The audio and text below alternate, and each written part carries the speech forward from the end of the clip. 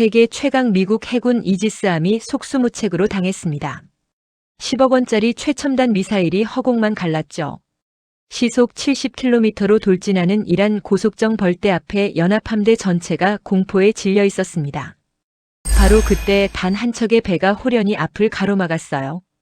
그리고 단 3분 만에 고속정 여러 척을 명중률 80%로 그 자리에서 산산조각 냈습니다. 미군도 못 맞추던 표적을 무자비하게 썰어버린 이 괴물 같은 배의 정체는 놀랍게도 건조된 지 17년이나 지난 한국의 낡은 구축함 문무대왕함이었어요.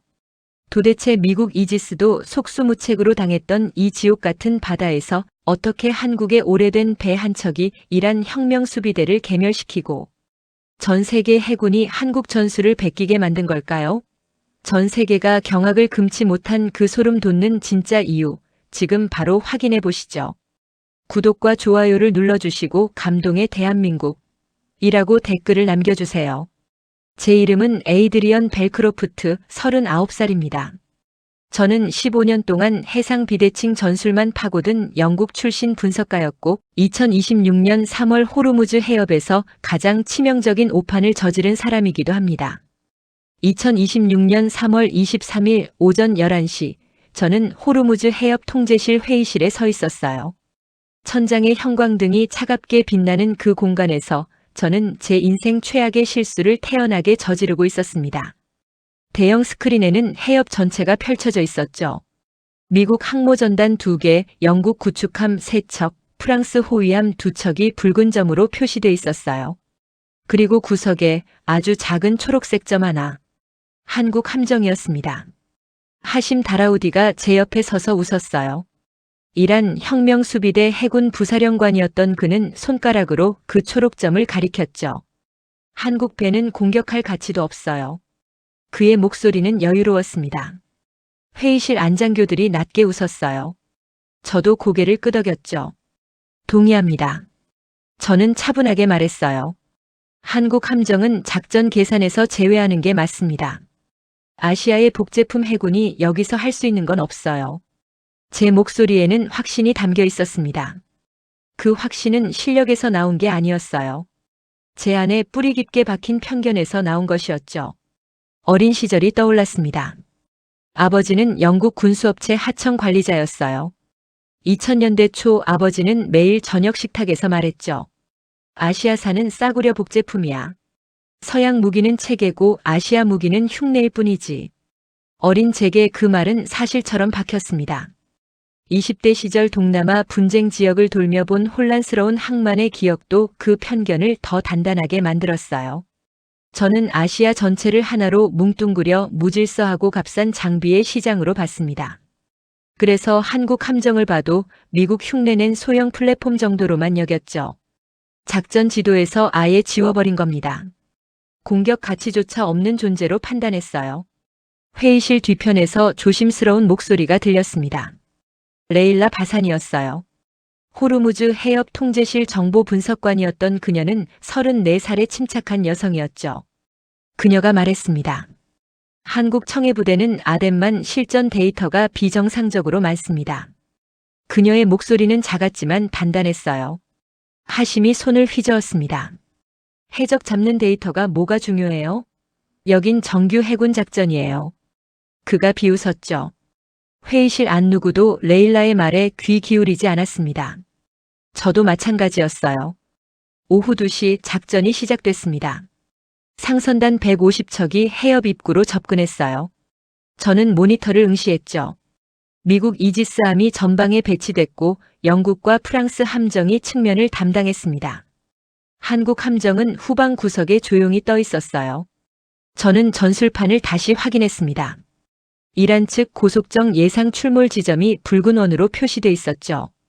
우리는 벌떼 전술을 예상했어요.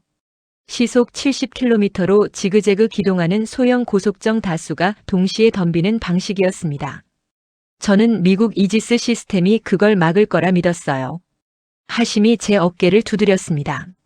오늘 미국인들이 돈 쓰는 걸 보게 될 거예요. 그가 웃었죠. 저도 웃었습니다. 우리는 자신만만했어요. 오후 2시 30분 첫 접촉이 시작됐습니다. 이란 측 고속정 15척이 해협 협수로에서 튀어나왔어요. 모니터 속 붉은 점들이 빠르게 움직였죠. 미국 이지스함이 즉시 반응했습니다. 미사일 발사음이 통신망을 타고 울렸어요. 하지만 명중률은 형편없었습니다. 고속정들은 미친 듯이 지그재그로 움직였죠. 미사일은 허공을 갈랐어요. 두 번째, 세 번째 발사도 빗나갔습니다. 저는 미간을 찌푸렸어요. 하심이 말했습니다. 역시 첨단 무기도 한계가 있군요. 그의 목소리에 희열이 섞여 있었죠. 저는 대답하지 않았습니다. 뭔가 잘못됐다는 느낌이 들기 시작했어요. 그때였습니다. 후방에서 조용히 있던 한국 함정이 갑자기 움직였어요. 초록색 점이 측면으로 전진하기 시작했죠. 저는 고개를 갸우뚱했습니다. 뭐 하는 거지? 오후 2시 37분, 첫 교전 시작 3분 만에 일이 벌어졌습니다. 한국 함정의 76mm 함포가 불을 뿜었어요. 첫 발이 고속정 한 척을 정확히 갈랐습니다. 폭발음이 들렸죠. 두 번째 발, 세 번째 발이 연달아 명중했어요. 고속정 세 척이 불타며 멈췄습니다. 회의실이 조용해졌어요. 모두가 스크린을 응시했죠. 저는 숨이 멎는 것 같았습니다. 이게 뭐지? 통신 분석관이 외쳤습니다. 한국 링스 헬기가 상공에서 좌표를 넘기고 있어요. 함포가 고속정의 3초 후 위치를 미리 때리고 있습니다. 그의 목소리가 떨렸어요. 저는 모니터에 못 박힌 듯 서 있었습니다. 네 번째, 다섯 번째 명중이 이어졌어요. 한국 함정은 놀라운 정확도로 움직이는 표적을 잘라내고 있었죠. 미국이 목막은 고속정을 한국의 낡은 함포가 순식간에 제압하고 있었습니다. 하심의 얼굴이 창백해졌어요. 이건 운이에요. 그가 말했지만 목소리에 확신은 없었죠. 저도 그렇게 믿고 싶었습니다. 하지만 여섯 번째, 일곱 번째 명중이 계속됐어요. 이건 운이 아니었습니다. 제 손가락 끝이 차갑게 식기 시작했어요. 뭔가 제가 완전히 놓친 게 있었습니다. 낡은 배가 아니라 제가 뭘 잘못 본 건가? 처음으로 의문이 들었죠. 오후 2시 45분 첫 교전이 끝났습니다. 이란 측 고속정 15척 중 9척이 격침됐어요. 나머지는 도주했죠. 미국 이지스함의 명중률은 20%였습니다. 한국 함정의 명중률은 80%를 넘었어요. 저는 의자에 주저앉았습니다. 회의실이 술렁였죠. 레일라가 제 옆으로 다가왔어요. 그녀가 조용히 말했습니다. 제가 아까 말씀드렸잖아요. 한국은 실전 데이터가 많다고요. 저는 그제야 고개를 들었습니다. 실전 데이터? 제가 물었죠. 레일라가 끄덕였어요. 아덴만에서 17년입니다. 소말리아 해적들의 고속 소형 보트 벌떼 전술을요. 그녀의 말이 제 머릿속에서 폭발했습니다. 17년. 저는 그 숫자를 되뇌었어요. 한국은 이란의 전술을 오늘 처음 본 게 아니었습니다. 수년 동안 실전에서 닳도록 겪어온 거였죠. 저는 비로소 깨달았어요. 제가 지도에서 지워버린 그 작은 초록점이 사실은 가장 위험한 존재였다는 걸. 어린 시절 아버지가 말하던 목소리가 떠올랐습니다. 아시아사는 흉내만 낸다. 하지만 그 말이 처음으로 흔들렸어요.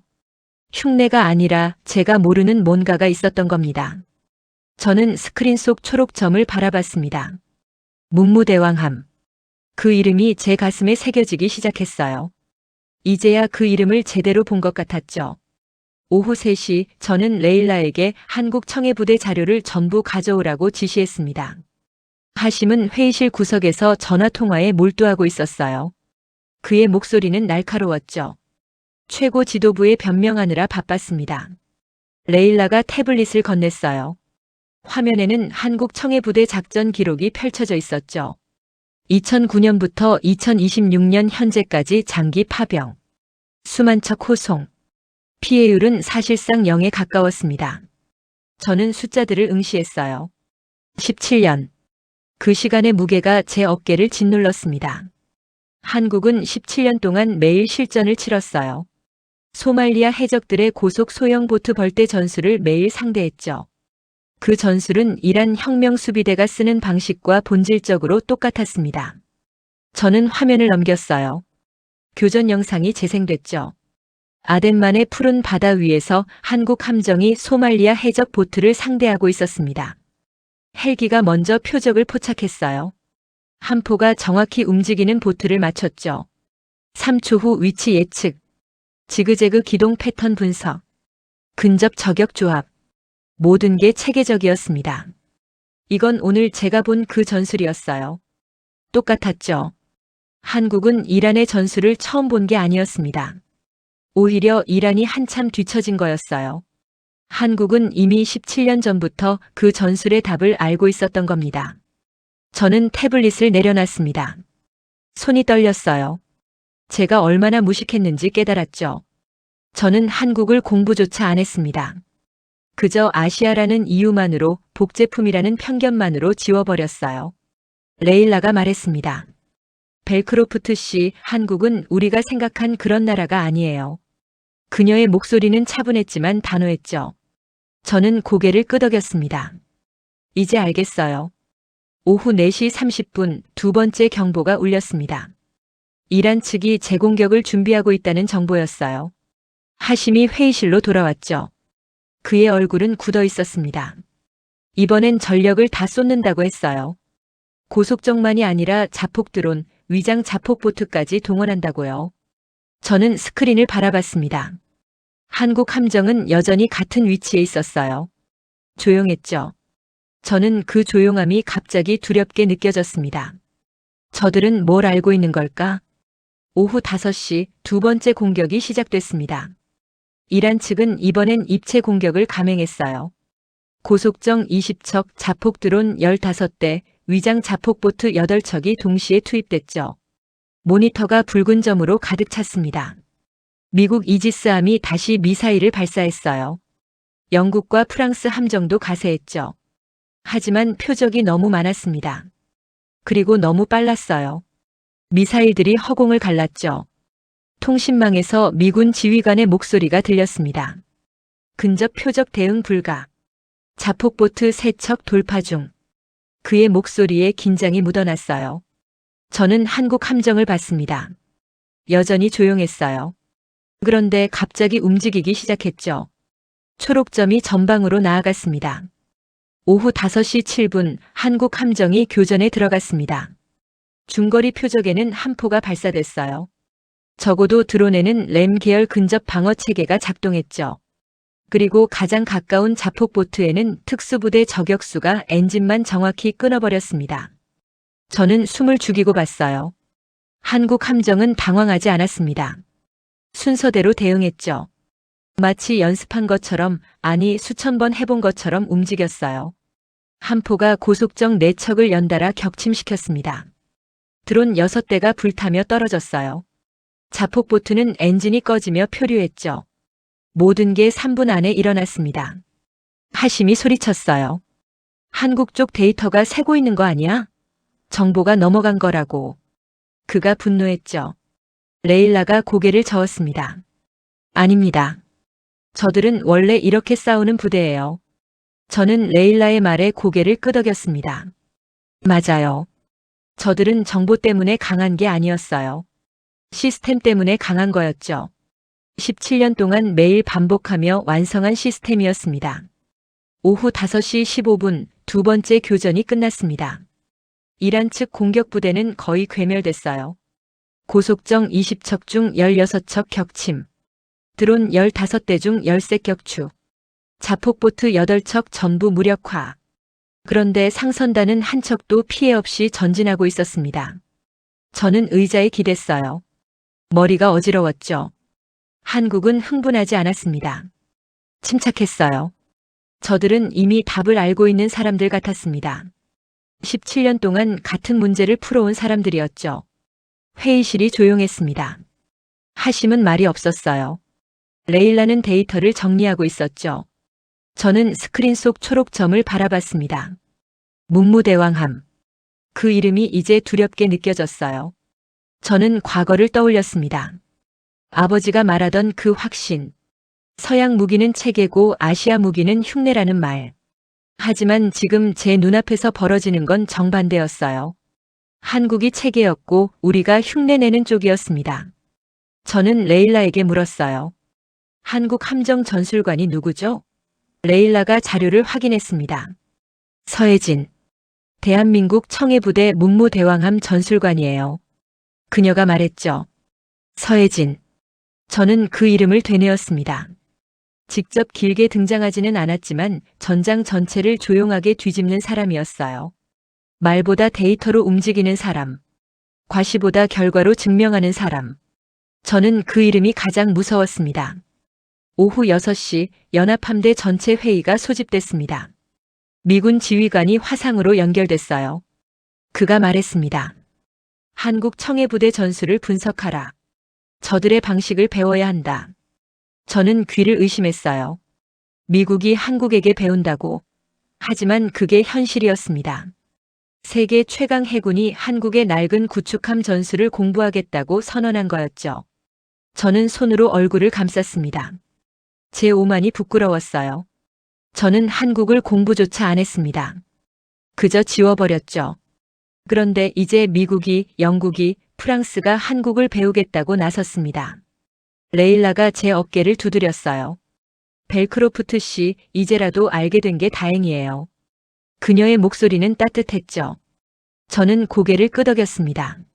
하지만 마음속 깊이 부끄러움이 차올랐습니다. 밤 9시 저는 혼자 통제실에 남았습니다. 스크린 속 초록점을 계속 바라봤어요.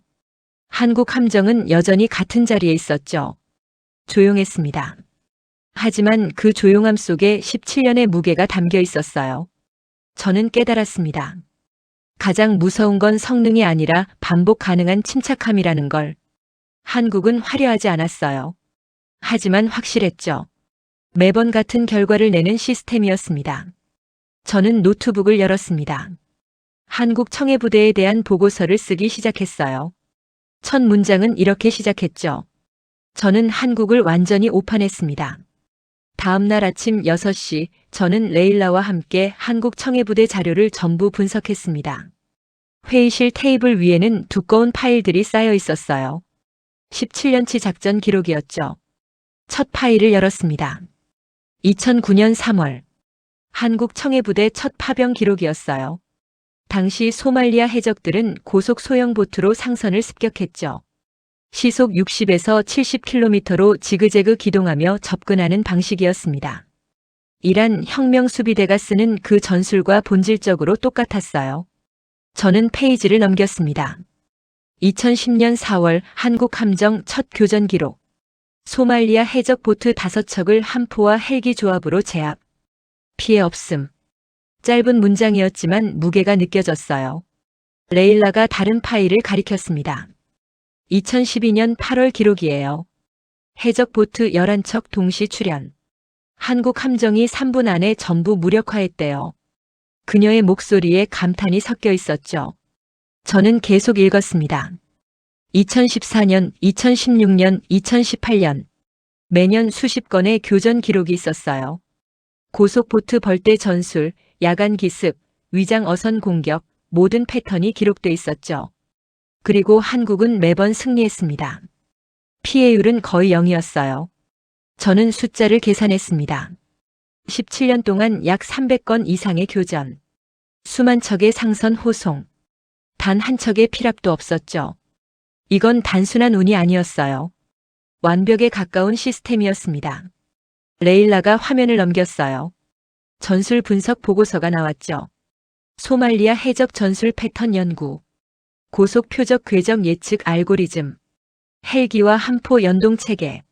근접 적용 매뉴얼. 모든 게 체계화돼 있었습니다. 저는 한 문장에 시선이 멈췄어요. 실전 데이터 기반 전술 개선.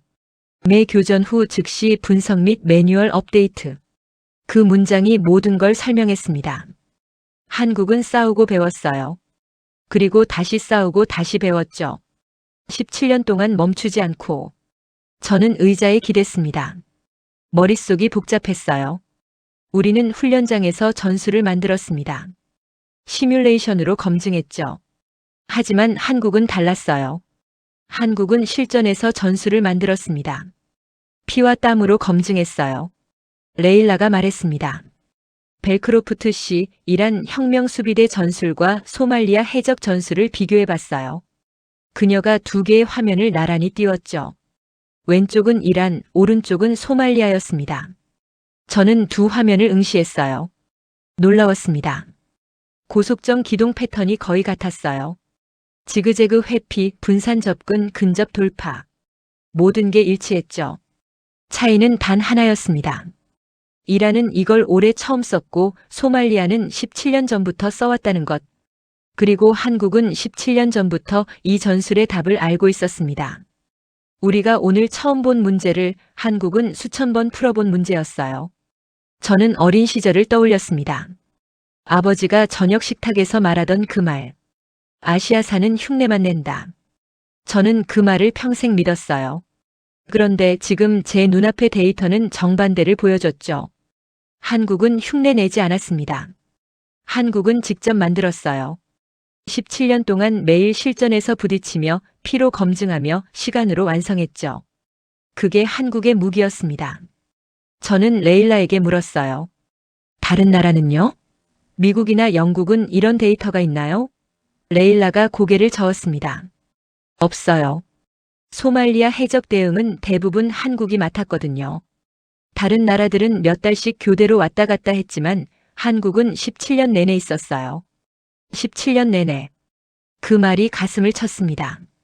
한국은 포기하지 않았어요. 화려하지 않은 임무를, 눈에 띄지 않는 자리를 17년 동안 묵묵히 해냈죠. 그리고 그 시간이 지금 무기가 된 겁니다. 저는 파일을 덮었습니다. 손이 떨렸어요. 제가 얼마나 오만했는지 깨달았죠. 저는 한국을 공부조차 안 했습니다. 그저 아시아라는 이유로, 작다는 이유로, 낡았다는 이유로 지워버렸어요. 하지만 한국은 작지 않았습니다. 17년의 경험이 그 배를 거대하게 만들었어요. 한국은 낡지 않았죠. 17년의 데이터가 그 배를 최신형보다 강하게 만들었습니다. 저는 자존심이 무너지는 걸 느꼈어요. 하지만 동시에 뭔가 배우는 기분이 들었죠. 크기가 아니라 시간이 중요하다는 것. 화려함이 아니라 축적이 중요하다는 것. 그걸 한국이 가르쳐주고 있었습니다. 아침 10시 하심이 회의실로 들어왔습니다. 그의 얼굴은 일그러져 있었어요. 최고 지도부에서 압박이 들어왔대요. 다음 공격은 실패할 수 없다고. 그가 저를 노려봤죠. 벨크로프트, 당신이 한국을 과소평가했잖아요. 하심의 목소리는 날카로웠습니다. 저는 고개를 숙였어요. 인정합니다. 제 오판이었어요. 하심이 테이블을 쳤습니다. 오판으로 끝날 문제가 아니에요. 우리가 지고 있다고. 그가 분노했죠. 저는 대답하지 않았습니다. 맞는 말이었으니까요. 레일라가 조용히 말했습니다. 다음 공격 전에 한국 전술을 더 연구해야 해요. 저들의 패턴을 알아야 대응할 수 있어요. 하심이 비웃었죠. 연구할 시간이 어디 있어? 내일 모레 총공세예요. 저는 레일라를 봤습니다. 그녀의 눈빛은 진지했어요. 저는 결심했죠. 시간이 없어도 해야 합니다. 한국을 이해하지 못하면 우리는 계속 질 거예요. 오후 내내 저는 한국 청해부대 영상을 돌려봤습니다. 교전 장면, 훈련 장면, 작전 브리핑 장면. 모든 걸 분석했어요. 한 가지가 계속 눈에 들어왔죠. 한국 사람들은 흥분하지 않았습니다. 침착했어요. 급하게 움직이지 않았죠. 모든 게 순서대로 체계대로 진행됐습니다. 마치 공장처럼 정확했어요. 저는 깨달았습니다. 이게 17년의 결과구나. 반복이 완벽을 만든 거예요. 매일 같은 걸 하다 보니 자연스러워진 거죠. 긴장할 필요가 없었습니다. 이미 수천 번 해본 일이니까요. 밤 11시 저는 보고서를 마무리했습니다. 제목은 이렇게 붙였어요. 한국 청해부대 전술 분석, 우리가 놓친 17년. 첫 문장은 이렇게 썼죠. 한국이 강한 이유는 무기가 아니라 시간이다. 저는 보고서를 저장했습니다. 손가락이 키보드에서 떨어지지 않았어요. 제 안의 편견이 완전히 무너지는 순간이었죠. 아버지가 물려준 그 확신, 서양이 위고 아시아가 아래라는 그 믿음이 산산조각 났습니다. 한국은 위도 아래도 아니었어요. 한국은 그냥 다른 길을 걸었죠. 화려함 대신 묵묵함을, 과시 대신 축적을 선택한 나라였습니다. 그리고 그 선택이 지금 가장 강한 무기가 됐어요. 저는 창밖을 봤습니다. 호르무즈 해협의 밤바다가 보였죠. 저 어딘가에 한국 함정이 떠 있었어요. 조용히 하지만 단단하게. 17년의 무게를 싣고. 사흘째 아침 작전실은 긴장으로 가득했습니다. 오전 9시 이란 최고 지도부로부터 직접 명령이 떨어졌어요. 오늘 오후 모든 전력을 투입한 2차 총공세를 감행하라. 하심의 얼굴은 창백했죠.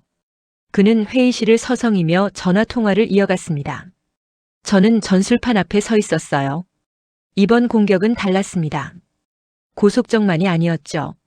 자폭 드론, 위장 자폭 보트, 심지어 수중 접근 장비까지 동원하기로 했어요. 입체 공격이었습니다. 바다 위, 하늘, 수면 아래를 동시에 노리는 방식이었죠. 레일라가 제 옆에 섰습니다. 한국은 어떻게 대응할까요? 그녀가 물었어요. 저는 모니터 속 초록점을 바라봤죠. 문무대왕함은 여전히 같은 위치에 있었습니다. 조용했어요. 모르겠어요. 저는 솔직하게 대답했습니다. 하지만 한 가지는 확실해요. 저들은 당황하지 않을 거예요. 레일라가 고개를 끄덕였죠. 오후 2시 공격 준비가 완료됐습니다. 고속정 30척이 해협 곳곳에 대기했어요. 자폭 드론 20대가 저고도로 접근 준비를 마쳤죠. 위장 자폭보트 15척이 상선으로 위장에 섞여 있었습니다. 수중 접근팀도 배치됐어요. 하심이 저를 불렀습니다. 벨크로프트, 이번엔 한국도 못 막아요. 그가 자신있게 말했죠. 저는 대답하지 않았어요. 그의 확신이 사흘 전 제 모습과 똑같아 보였거든요. 오후 2시 30분 공격 개시 명령이 떨어졌습니다. 30척의 고속정이 동시에 출발했어요. 드론들이 저고도로 날아올랐죠. 위장 자폭 보트들이 상선단 사이로 파고들었습니다. 모니터가 붉은 점으로 뒤덮였어요. 미국 이지스함이 즉시 반응했습니다. 미사일이 발사됐죠. 영국과 프랑스 함정도 가세했어요. 하지만 표적이 너무 많았습니다. 그리고 너무 빨랐죠. 미사일 몇 발이 명중했지만 대부분 빗나갔어요. 통신망이 소란스러워졌습니다. 미군 지휘관의 목소리가 들렸어요. 적어도 드론 다수 접근 중. 요격 1개 초과. 긴장이 묻어났죠. 저는 한국 함정을 봤습니다. 초록점이 움직이기 시작했어요. 하지만 급하지 않았죠. 천천히 계산된 속도로 전방으로 나아갔습니다. 오후 2시 37분 한국 함정이 교전에 돌입했습니다. 가장 먼저 중거리 표적부터 처리했어요. 76mm 함포가 고속정 5척을 연달아 격침시켰죠. 정확했습니다. 한 발도 빗나가지 않았어요. 그 다음은 적어도 드론이었습니다. 램 계열 근접 방어 체계가 작동했어요. 하늘에서 작은 폭발들이 일어났죠. 드론 8대가 불타며 떨어졌습니다. 그리고 가장 위협적인 근접 표적, 위장 자폭 보트가 남았어요. 통신망에서 미군의 다급한 목소리가 들렸습니다. 자폭 보트 식별 불가. 상선과 구별 안 돼요. 하지만 한국은 달랐습니다. 문무대왕함에서 특수부대원들이 움직였어요. 저격수들이었죠. 그들은 자폭보트의 엔진만 정확히 쐈습니다. 폭발시키지 않았어요. 그냥 멈추게 만들었죠. 하나, 둘, 셋. 자폭보트들이 엔진이 꺼지며 표류하기 시작했습니다. 폭발 위험은 사라졌어요. 상선들은 안전하게 지나갔죠. 저는 숨을 죽이고 봤습니다. 모든 게 순서대로 진행됐어요. 중거리, 저고도 근접. 한국은 우선순위를 완벽하게 지켰죠. 당황하지 않았습니다. 흥분하지도 않았어요. 하심이 모니터를 응시하며 중얼거렸습니다. 이게 무슨... 그의 목소리가 떨렸어요. 레일라가 조용히 말했죠. 저들은 원래 이렇게 싸워요. 아덴만에서 17년 동안요. 오후 2시 45분 교전이 끝났습니다. 고속정 30척 중 27척 격침. 드론 20대 중 18대 격추. 자폭보트 15척 전부 무력화. 수중 접근팀은 한국 함정의 소나에 걸려 퇴각했어요. 상선단 피해는 여전히 0이었습니다. 회의실이 조용했습니다. 하심은 말을 잃었어요. 저는 스크린을 바라봤죠. 한국 함정은 다시 원래 위치로 돌아가고 있었습니다. 조용했어요. 마치 아무 일도 없었던 것처럼. 저는 깨달았습니다. 이게 시스템의 힘이구나. 한국은 무기로 싸우는 게 아니었어요. 시스템으로 싸웠죠. 17년 동안 완성한 체계로 움직였습니다. 그래서 당황할 이유가 없었어요. 이미 수천 번 해본 일이니까요.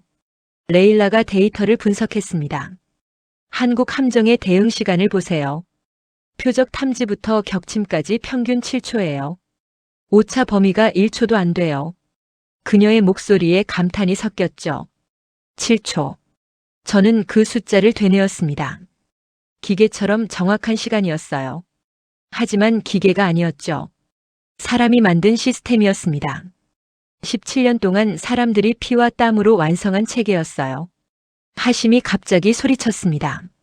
한국 쪽 정보가 새고 있는 게 틀림없어요. 안 그러면 이렇게 정확할 수가 없어. 그가 분노했죠. 레일라가 단호하게 대답했습니다. 아닙니다. 정보 유출은 없어요. 저들은 그냥 우리보다 잘하는 거예요. 우리보다 잘한다. 그 말이 회의실에 울렸습니다. 하심의 얼굴이 붉어졌어요. 하지만 부정할 수 없었죠. 데이터가 모든 걸 말해줬으니까요. 저는 과거를 떠올렸습니다. 제가 한국을 지도에서 지워버렸던 그 순간, 공격 가치도 없다고 판단했던 그때, 제 오만이 얼마나 어리석었는지 뼈저리게 느껴졌어요. 오후 5시 긴급 회의가 소집됐습니다. 미군 지휘관이 화상으로 연결됐어요. 그가 말했습니다. 한국 청해부대 전술 매뉴얼을 입수할 방법이 있나요? 우리도 저 방식을 배워야겠어요. 저는 귀를 의심했습니다. 미국이 한국 매뉴얼을 구하겠다고, 세계 최강 해군이 한국에게 배우겠다고 나선 거였어요. 영국 함정 지휘관도 동의했습니다. 우리 함포 운용 방식을 한국식으로 바꿔야 할 것 같습니다. 프랑스 지휘관도 끄덕였죠. 헬기 조기 탐지 시스템을 한국처럼 연동시켜야겠어요. 저는 그 장면을 너클 잃고 봤습니다. 연합함대 전체가 한국을 따라 하기 시작한 거예요. 작전 개시 사흘 만에 가장 작은 한국 함정이 전체 연합군의 전술 교관이 됐죠. 하심이 의자를 박차고 일어났습니다. 이건 말이 안 돼요. 한국 따위가. 그가 말을 잇지 못했어요. 레일라가 냉정하게 말했죠. 부사령관님, 현실을 인정하세요. 한국이 우리보다 강해요. 한국이 우리보다 강하다. 그 문장이 회의실을 얼어붙게 만들었습니다. 하심은 아무 말도 하지 못했어요. 저도 마찬가지였죠. 저는 처음으로 공포 대신 경외감을 느꼈습니다. 한국은 무서웠어요. 하지만 존경스러웠죠. 17년 동안 묵묵히 자리를 지킨 나라. 화려함 대신 실력을 쌓은 나라. 과시 대신 검증을 선택한 나라였습니다. 밤 8시 저는 혼자 옥상에 올라갔습니다. 호르무즈 해협이 내려다 보였어요. 저 어딘가에 한국 함정이 떠 있었죠. 별빛 아래 조용히. 저는 깨달았습니다. 가장 무서운 건 최신 무기가 아니라는 걸. 가장 강한 건 반복 가능한 침착함이라는 걸. 한국이 그걸 증명하고 있었어요. 17년의 시간으로. 저는 손으로 난간을 잡았습니다. 손가락에 차가운 쇠 감촉이 느껴졌어요. 제 안의 편견이 완전히 무너지는 순간이었죠. 서양이 위고 아시아가 아래라는 그 믿음, 새 것이 좋고 낡은 게 나쁘다는 그 생각이 산산조각 났습니다. 한국은 낡지 않았어요. 한국은 검증됐죠. 17년 동안 매일 시험을 치르며 완성된 나라였습니다. 그게 한국의 무기였어요. 저는 밤하늘을 올려다봤습니다. 별들이 빛나고 있었죠. 그중 하나가 유독 밝게 보였어요. 마치 한국 함정을 가리키는 것 같았습니다. 나흘째 아침 변화가 시작됐습니다. 오전 6시 미국 항모전단에서 긴급 지시가 내려왔어요. 전술 변경, 미사일 의존도 감소, 함포 중심 교전으로 전환, 헬기 조기 탐지 시스템 강화. 모든 내용이 한국 방식이었죠. 저는 통제실 모니터 앞에 서서 그 장면을 지켜봤습니다.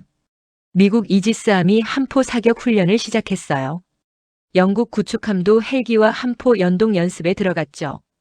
프랑스 호위함은 근접 표적 대응 매뉴얼을 급히 수정하고 있었습니다. 레일라가 제 옆에 섰습니다. 믿기지 않아요. 그녀가 중얼거렸죠. 저도 고개를 끄덕였습니다. 정말 믿기지 않았어요. 세계 최강 해군들이 한국을 베끼고 있었거든요.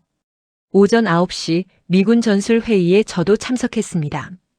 화상 회의실에는 미국, 영국, 프랑스 지휘관들이 모여 있었어요. 한국 청해부대 전술 분석 자료가 스크린에 떠올랐죠. 미군 지휘관이 말했습니다. 한국 방식의 핵심은 3가지예요. 첫째, 헬기 조기 탐지로 표적을 먼저 잡는다. 둘째, 함포로 움직이는 표적의 미래 위치를 때린다. 셋째, 근접 표적은 특수부대 저격으로 무력화한다. 우리도 이 순서를 따라야 합니다. 영국 지휘관이 동의했어요. 우리 함포 운용 방식이 잘못됐어요. 한국처럼 3초 후 위치를 예측해서 쏴야 해요. 프랑스 지휘관도 끄덕였죠. 특수부대 저격 훈련도 강화해야겠어요. 저는 그 대화를 듣고 있었습니다. 가슴이 뛰었어요. 미국이 한국을 가르치는 게 아니었습니다. 미국이 한국에게 배우고 있었어요. 이 현실이 머리를 강타했죠. 회의가 끝난 후 미군 지휘관이 저를 불렀습니다. 벨크로프트 씨, 한국 청해부대와 직접 접촉할 방법이 있을까요? 전술 교류를 요청하고 싶어요. 그가 진지하게 물었어요. 저는 잠시 망설였습니다. 그리고 대답했죠. 시도해 보겠습니다. 하지만 제 생각엔 한국은 과시하지 않을 것 같아요. 그냥 묵묵히 자기 일만 할 거예요. 미군 지휘관이 쓴웃음을 지었습니다. 그게 더 무섭네요. 자랑하지도 않고 그냥 강한 나라. 그가 말했죠. 저는 고개를 끄덕였어요. 맞아요. 그게 한국이었습니다. 오전 11시 연합함대 전체에 새로운 교전 수칙이 배포됐습니다. 한국식 대고속정 대응 매뉴얼이었어요. 표적 탐지, 궤적 예측, 함포 조준, 근접 대응까지 모든 단계가 한국 방식으로 쓰여 있었죠. 저는 매뉴얼을 읽었습니다. 한 문장 한 문장이 한국의 17년 경험에서 나온 것들이었어요. 헬기는 표적보다 2분 앞서 탐지한다. 함포는 표적의 현재가 아니라 3초 후를 노린다. 저격수는 엔진만 쏴서 폭발을 방지한다. 모든 게 실전에서 검증된 내용이었죠. 오후 2시 실전 적용이 시작됐습니다. 이란 측 소규모 정찰 고속정 5척이 나타났어요. 연합함대가 즉시 반응했죠. 하지만 이번엔 달랐습니다. 미국 이지스함이 미사일을 쏘지 않았어요. 대신 헬기를 먼저 띄웠죠. 헬기가 고속정 위치를 포착했습니다. 그리고 함포가 발사됐어요. 첫 발이 명중했죠. 두 번째, 세 번째도 맞았습니다. 영국 구축함도 같은 방식으로 움직였어요. 프랑스 호위함도 마찬가지였죠. 연합함대 전체가 한국 전술을 복제하고 있었습니다. 5분 만에 교전이 끝났어요. 이란 고속정 5척 전부 격침. 연합함대 피해 없음. 미사일 소모 0. 함포탄만 사용했죠. 통신망에서 미군 지휘관의 목소리가 들렸습니다. 효과적이에요. 한국 방식이 확실히 먹혀요. 그의 목소리에 감탄이 묻어났어요. 저는 모니터를 응시했습니다. 한국 함정은 이번 교전에 참여하지 않았어요. 그냥 후방에서 조용히 떠 있었죠. 하지만 전장 전체가 한국 방식으로 움직이고 있었습니다. 가장 작은 함정이 가장 큰 영향을 끼치고 있었어요. 레일라가 말했습니다. 벨크로프트 씨, 이제 한국이 연합함대의 실질적 전술 교관이에요. 그녀가 웃었죠. 저도 웃었습니다. 웃을 수밖에 없었어요. 사흘 전만 해도 저는 한국을 지도에서 지웠거든요. 그런데 지금은 모두가 한국을 따라하고 있었죠. 오후 4시 하심이 회의실로 들어왔습니다. 그의 얼굴은 일그러져 있었어요. 최고 지도부에서 또 압박이 들어왔대요. 왜 계속 지느냐, 뭘 하고 있느냐고. 하심이 저를 노려봤죠. 벨크로프트, 이게 다 당신 때문이에요. 한국을 과소평가했잖아요. 그가 소리쳤습니다. 저는 차분하게 대답했어요. 맞아요. 제 오판이었죠. 하지만 지금은 인정할 때예요. 한국이 우리보다 강하다는 걸. 하심의 얼굴이 붉어졌습니다. 강하다고? 한국 따위가 우리보다 강하다고? 그가 비웃었어요. 저는 모니터를 가리켰죠. 저기 보세요. 미국이, 영국이, 프랑스가 한국을 따라하고 있어요. 이게 답이에요. 하심은 아무 말도 하지 못했습니다. 데이터가 그를 짓눌렀어요. 레일라가 조용히 말했죠. 부사령관님, 현실을 받아들이세요. 우리가 진 건 무기 차이가 아니에요. 경험 차이예요. 경험 차이. 그 말이 회의실에 울렸습니다. 저는 그 말을 되뇌었어요. 맞아요. 우리는 훈련장에서 전술을 만들었습니다. 하지만 한국은 실전에서 전술을 완성했죠. 17년 동안. 저는 어린 시절을 떠올렸습니다. 아버지가 말하던 그 확신. 서양 무기는 체계고 아시아 무기는 흉내라는 말. 하지만 지금 제 눈앞에서 벌어지는 건 정반대였어요. 한국이 체계였고 서양이 한국을 흉내내고 있었죠.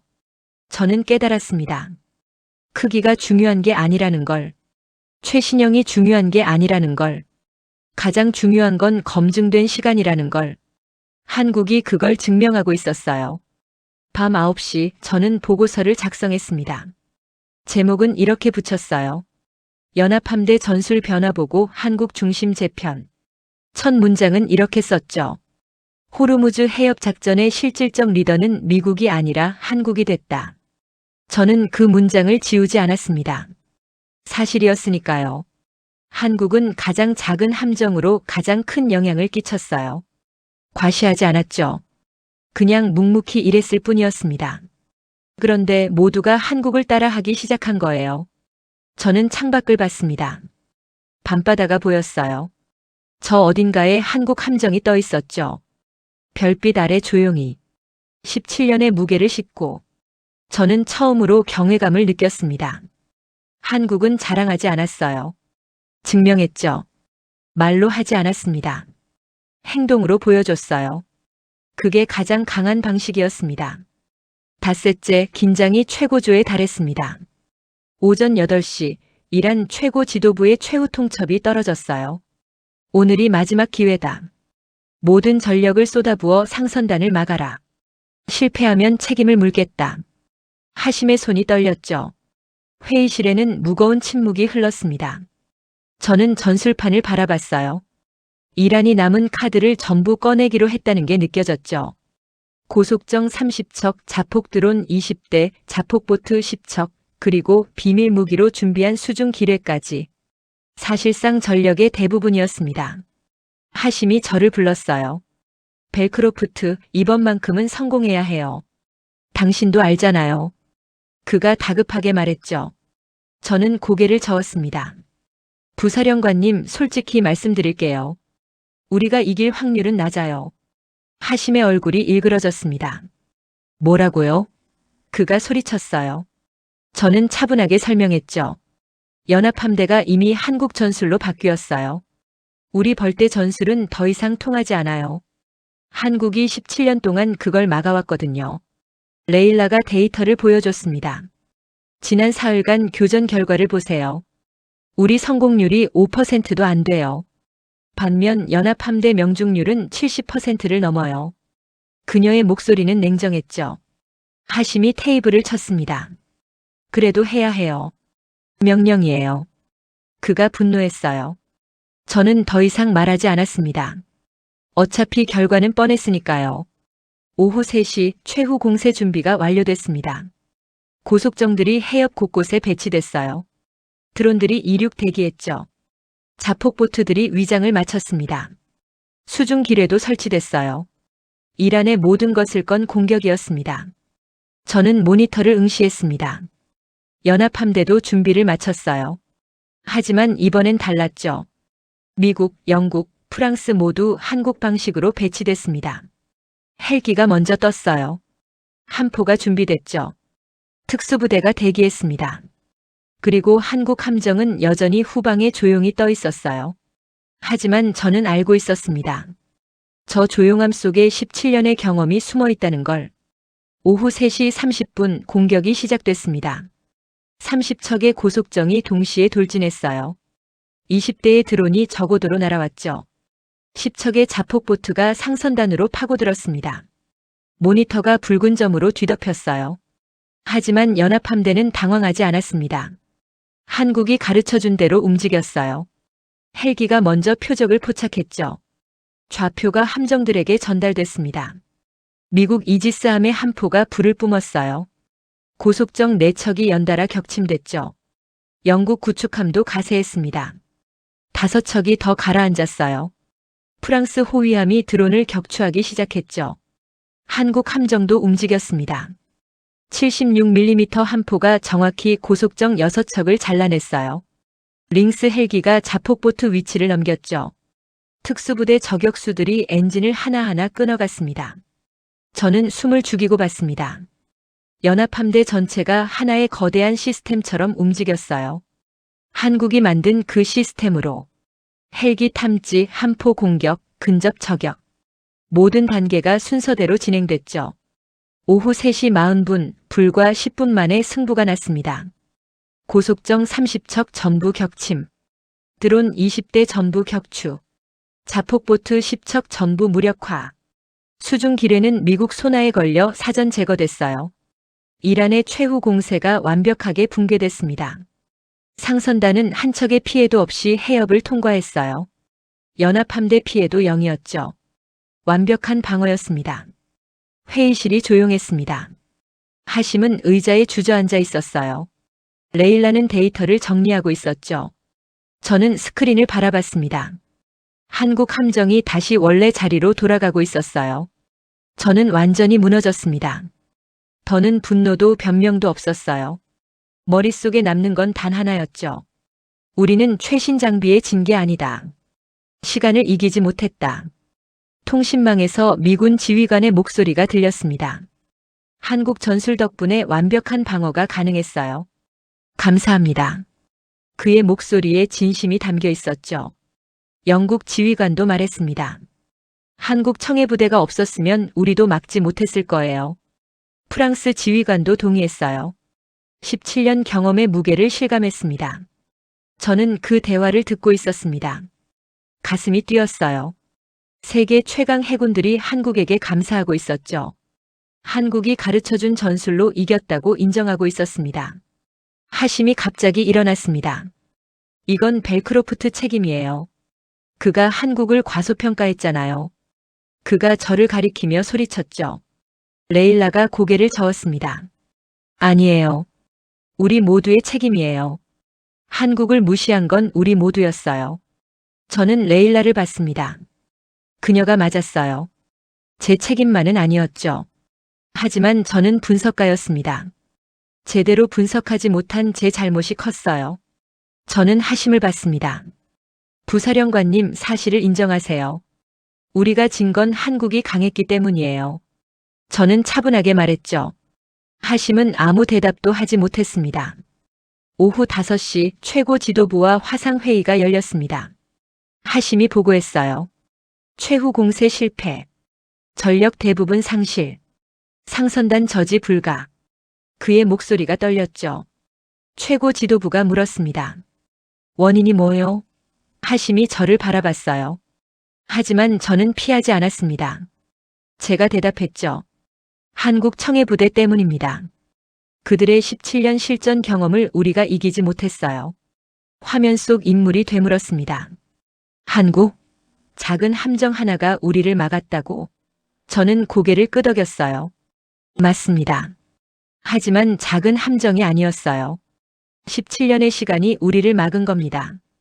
회의는 침묵 속에 끝났습니다. 저는 자리에서 일어났어요. 몸이 무거웠죠.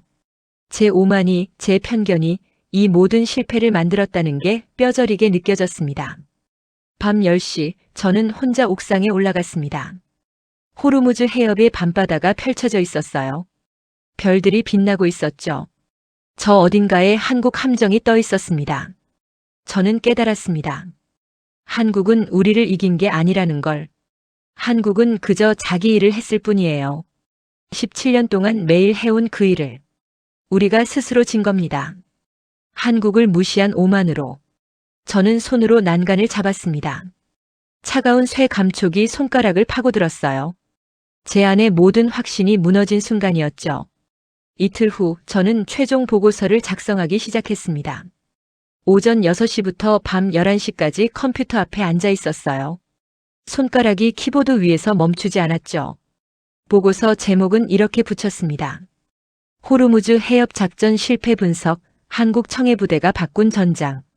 첫 문장을 쓰는데 1시간이 걸렸어요. 수없이 지우고 다시 썼죠. 결국 이렇게 시작했습니다. 우리가 진 것은 무기 차이가 아니라 경험의 차이였다. 저는 계속 썼습니다.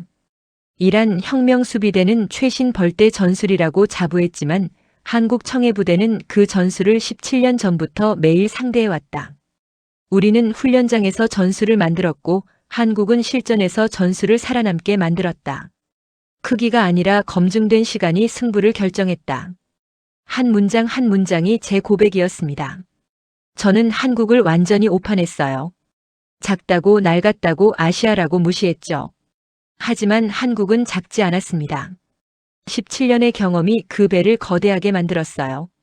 한국은 낡지 않았죠. 17년의 데이터가 그 배를 최신형보다 강하게 만들었습니다. 저는 숫자를 정리했습니다. 한국 청해부대 아덴만 파병 2009년부터 2026년까지 17년. 호송 상선 수만 척. 교전 횟수 약 300건 이상.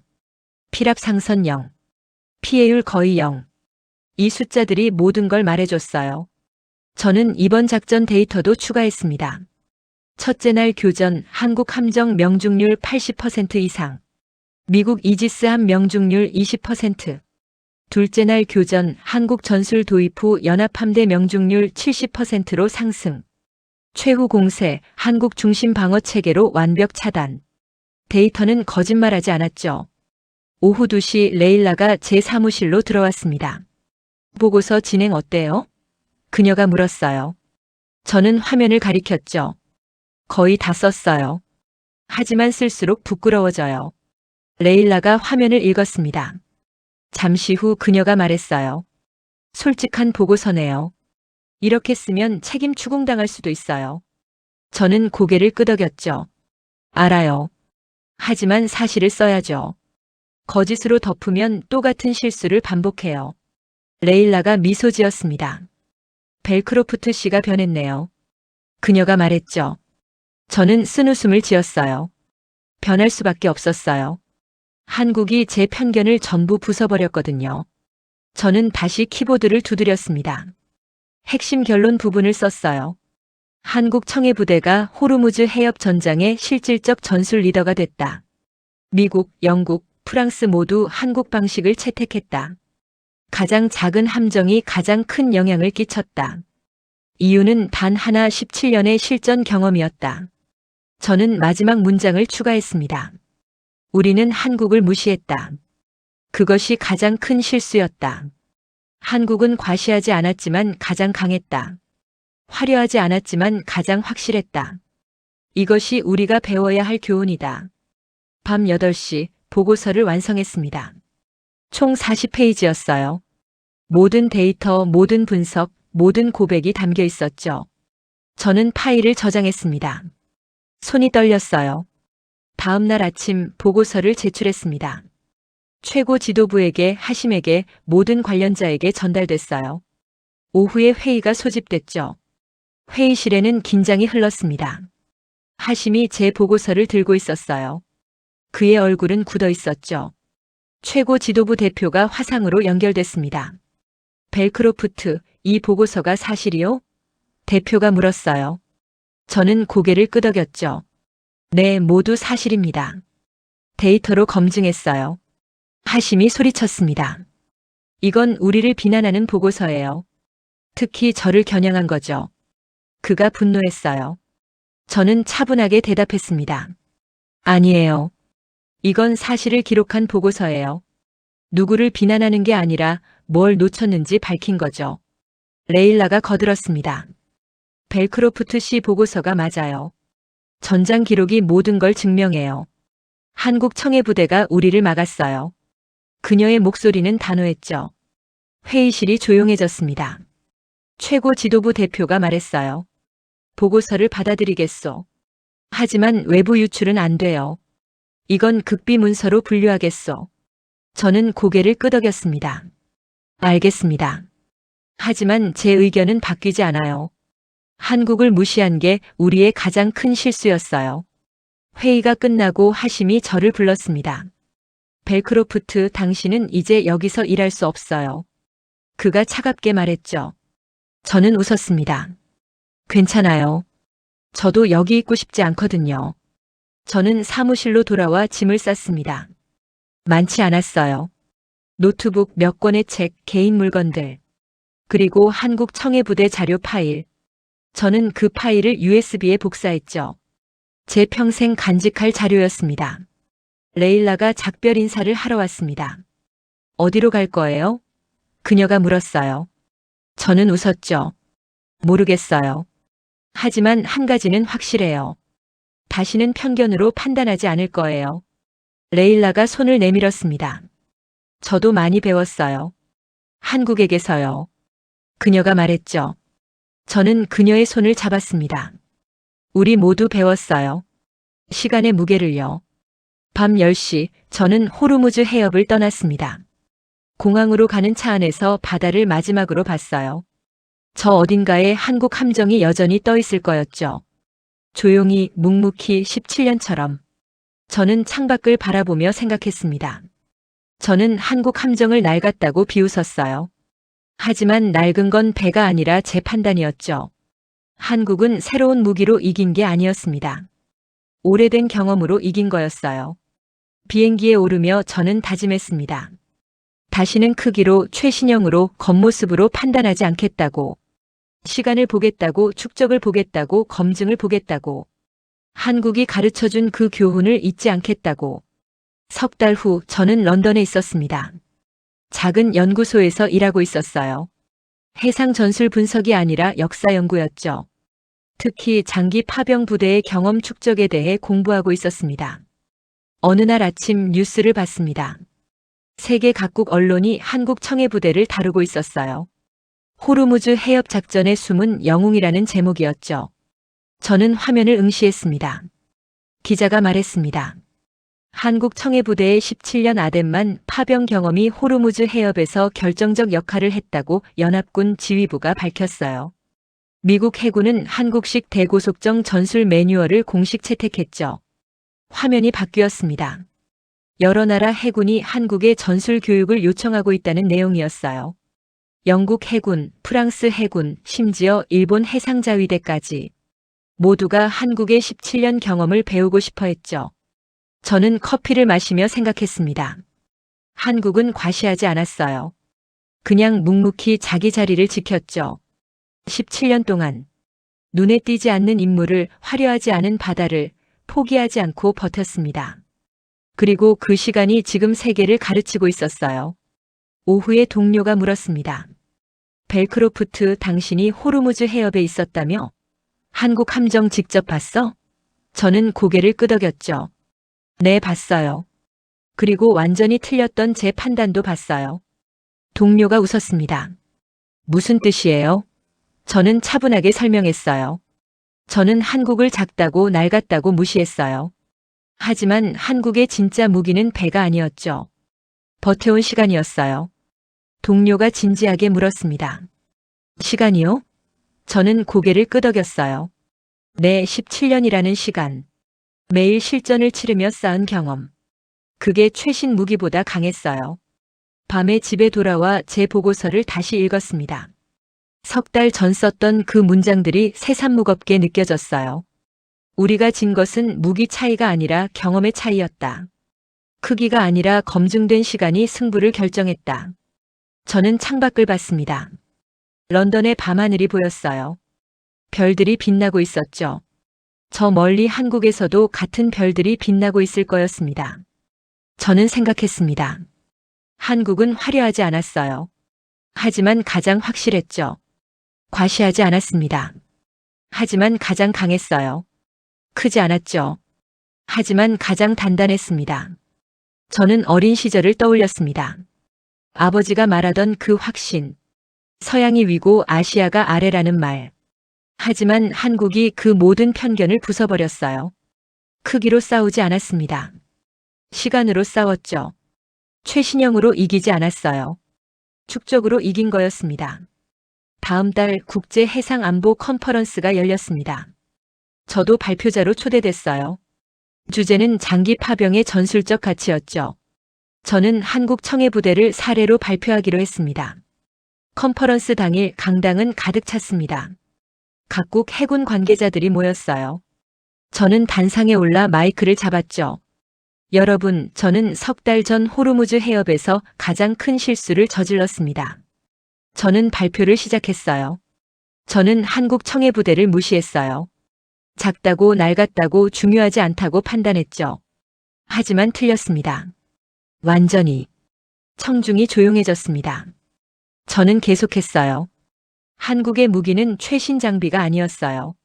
17년이라는 시간이었죠. 매일 실전을 치르며 쌓은 데이터, 반복하며 완성한 체계, 포기하지 않고 버틴 끈기. 그게 한국을 강하게 만들었습니다. 저는 데이터를 보여줬습니다. 한국 청해부대 17년 기록. 수만 척 호송. 300건 이상 교전. 피해율 거의 0. 그리고 호르무즈 해협에서의 압도적 성과. 숫자가 모든 걸 증명했죠. 발표를 마치고 질문 시간이 있었습니다. 한 미국 해군 장교가 손을 들었어요. 벨크로프트 씨, 그럼 우리는 뭘 배워야 할까요? 그가 물었죠. 저는 잠시 생각했습니다. 그리고 대답했어요. 인내를 배워야 해요. 화려함보다 축적을, 과시보다 검증을, 크기보다 시간을 선택하는 법을요. 한국이 그걸 보여줬어요. 컨퍼런스가 끝나고 여러 사람이 제게 다가왔습니다. 한국 해군 관계자도 있었어요. 그가 악수를 청했죠. 좋은 발표였어요. 한국을 제대로 봐줘서 감사해요. 저는 그의 손을 잡았습니다. 아니에요. 감사한 건 저예요. 한국이 제 편견을 깨줬거든요. 제가 진심으로 말했죠. 그가 미소 지었습니다. 밤에 호텔로 돌아와 창밖을 봤습니다. 도시의 불빛이 빛나고 있었어요. 저는 생각했죠. 한국 청해부대는 지금도 아덴만에 있을 거예요. 조용히 묵묵히 17년처럼.